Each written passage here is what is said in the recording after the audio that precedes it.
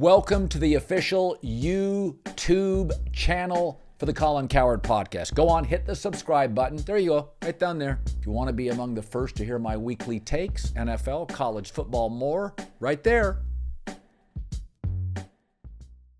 So a former NFL quarterback texted me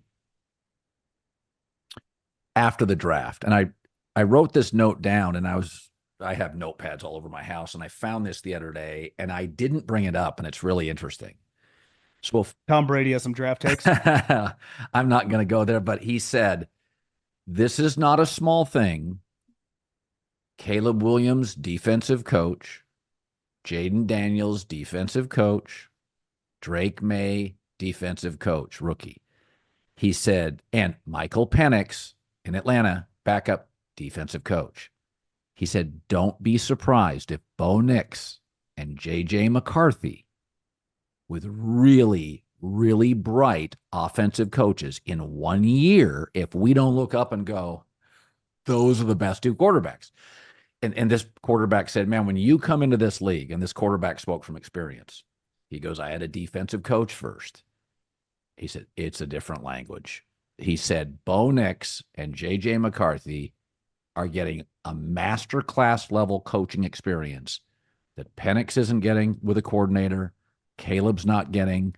He said, this guy said, it's just, he goes, and he said this, he goes, people bang on Josh Allen and Lamar Jackson for not winning playoff games.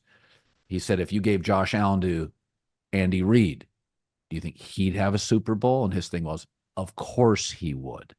So it's just interesting is that we every year in this draft, John, there's a quarterback drafted below the star. And very rarely is the first quarterback taken the guy. C.J. Stroud 2, Bryce Young. So I'm not just saying now C.J. Stroud got a great coach, a great coordinator, Tank Dell, Nico Collins, they hit on draft picks. But your take on because Kevin O'Connell is highly respected. I mean, the tall Sean McVay. Sean Payton, I spent a lot of time with Sean. Sean is way too smart to be broadcasting. He has to be coaching. I think the best over bet in the league is Bo Nix at 5.5. Like, the O-line's pretty good. If the Franklin kid from Oregon works with Mims and Cortland Sutton, they have workable tight ends. Two backs I think are capable. What do you make of that? That the first year rookie quarterback, the two with offensive coaches who are deeper in the draft, could be the hits. Well, as I'm watching the Sean Payton press conference on my iPhone at 10:30 at night in my bed next to my future wife, she's probably thinking I'm a nut. He mentioned the name multiple times in Drew Brees. And obviously getting rid of the football is a big deal. And the other thing he hammered home is like, people act like I just want to dink and dunk, like that's the offense. No, we want to push the ball down the field. And that is the game plan.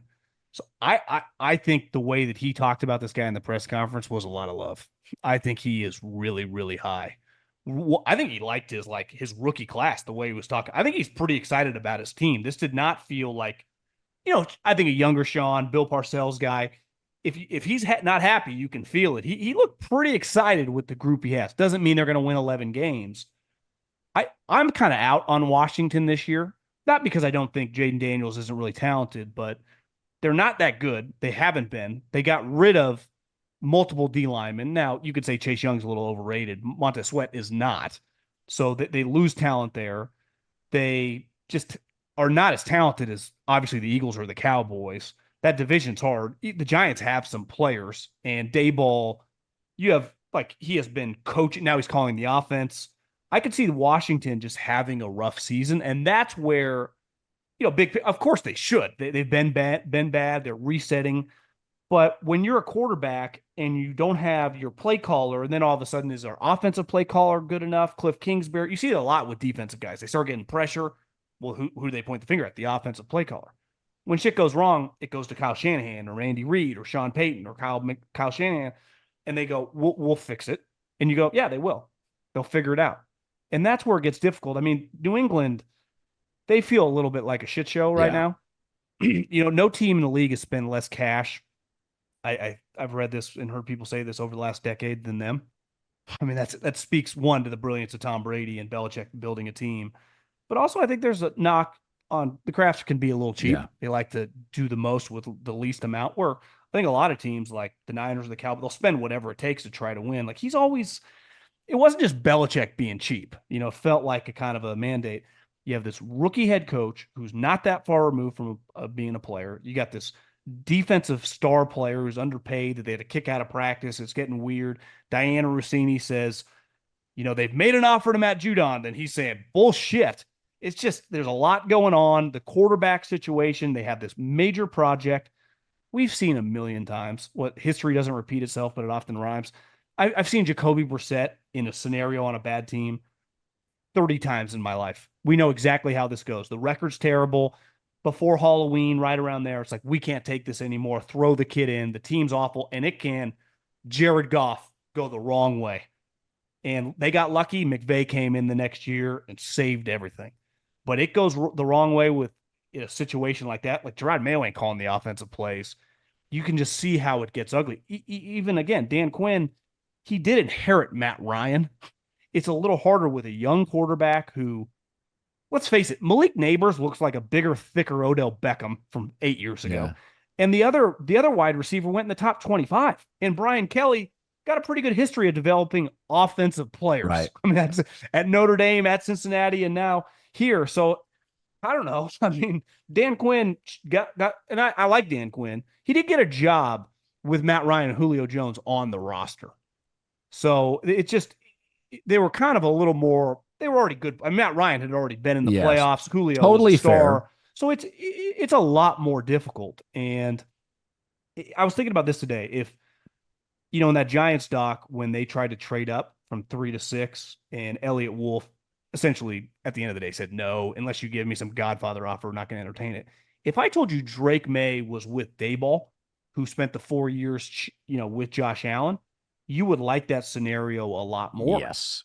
But when you put a project on just a god-awful team whose coach, I mean, there's a decent, it doesn't mean he doesn't know football, but he's never been remotely close to a position like this. And now the fans are already turning on the owner because of everything that went on with the Apple documentary and the treatment of Belichick. It's just weird. It's hard to overcome that. I saw it when I was in college with Alex Smith. The Niners were just a joke. We used to joke in college, could Pete Carroll's team beat the Niners? And it was like, yeah, I mean, a lot of people would argue, well, they got about 15 first rounders, and this Niner team struggled to win like 4 games. And Alex went there, and his career was an embarrassment. And then he got real coaches, and what happened? You're like, Alex Smith's pretty good. And he's as mature and smart of a quarterback that has come in the league the last 25 years. It is really, really hard to overcome negativity, losing a coach who's not really comfortable. So I guess that's a long-winded way of saying, like, I think it's so much easier when your head coach is the guy pulling the trigger on the play call. He impacts the game. I'd never quite understand, like, Sirianni. Like, what really is he doing? I can't figure it out. He's not calling a play. Not calling a play. Toughness. Like, say this about Dan Campbell, like, obviously he's adding an element of toughness to his team. Harbaugh's are both motivation. doing that. Yeah. Yeah, they're in a different category, but there are some guys, is Dan Quinn calling the defense? Is Gerard Mayo calling the defense? So if they take that part away, it's why when Robert Saleh gets the Jets job, he immediately goes, I'm not going to be the coordinator. It's like, well, what the fuck did I hire you for? Just to give rah-rah speeches? I mean, you had 2 good years as a coordinator, and now you're giving up the asset in which I hired you for. Part of being the head coach is you got to lead, you got to motivate, you got to run practice, and ideally call one side of the ball. That's what all these coaches do. There's a rare group of people. Harbaugh's a great example who can dominate. Bill Parcells. Most guys have to be pretty hands-on in this modern day of football, right? This is not 1987 where I can win most of my games 17-13. And if I got the toughest guys, I can beat the shit out of them. Yeah. Hey, football fans, if you're looking to dominate your fantasy league next year, then we've got the channel for you. From the NFL Draft through training camp and Week 1 to Super Bowl Sunday, Fantasy Pros is the home of football content you cannot afford to miss. Subscribe today, and your team will be in championship form in no time. Well, one of the things I do think fans don't think about a lot. People tend to think there's a salary cap. So all the teams have the same money. And I was like, no, they don't. The Bidwells, and Stan Kroenke in the same division. Stan Kroenke is the largest holder of residential real estate in America. He got homes in every city in the country, every place in the world you could think of. It didn't matter if it's Monaco, Saint-Tropez, Paris, Stan. Yeah. Steve Kime's a buddy of mine and worked for Michael Bidwell, and he won't badmouth him publicly, but we've had a few cocktails and the stories are, it's not a work environment I couldn't handle. I wouldn't have the ability to handle it. I just don't have the emotional DNA to deal with bullshit. A lot of people don't. That's why they get sued a lot by former employees, which is, I wouldn't say typical in the NFL with scouts and coaches and stuff like that. So I think fans sometimes think, well, salary cap, everybody's the same. And Stan Kroenke can write checks. Like you said, the Yorks before Levi Stadium, they didn't have that kind of money. Yeah, Mark Davis just can't write. You have to have money in the bank to make these big free agent signings.